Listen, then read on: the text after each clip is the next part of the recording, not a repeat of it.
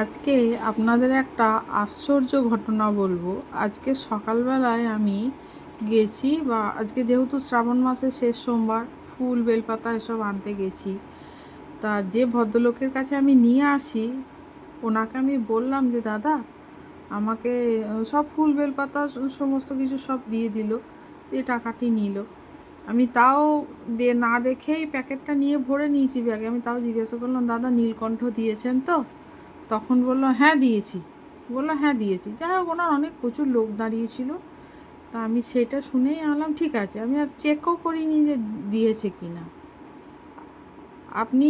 আপনাদের না বললে আপনারা বিশ্বাস করবেন না, আশ্চর্য। এখন তো এমনি বর্ষার সময় ফুল টুল খুব কম ফুটছে।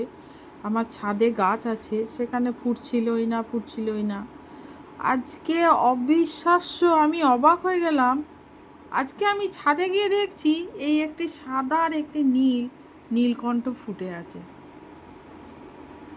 আপনি চিন্তা করুন, আমি ভাবতে পারছি না যে বাবা মহাদেব কিভাবে নেবে, কিভাবে নিল আমার কাছ থেকে, আমার মনের ইচ্ছাটা কিভাবে পূর্ণ করলো।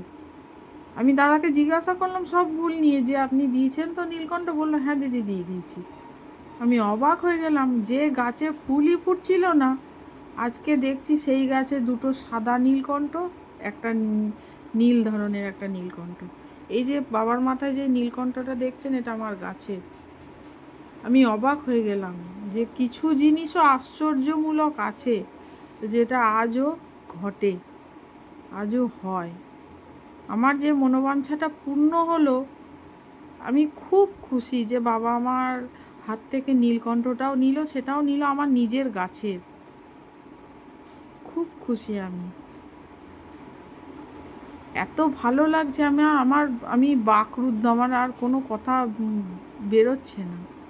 এত ভালো লাগছে আমার, কি বলবো। দেখুন তাহলে কি বলা যায়।